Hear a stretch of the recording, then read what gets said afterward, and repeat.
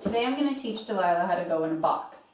Now the most important thing is getting a box that the dog is going to feel comfortable going in for the first time until they get used to the exercise. So I've been working a little bit with box, and you can see that I had to modify it slightly because it was too high and she was a little bit uncomfortable.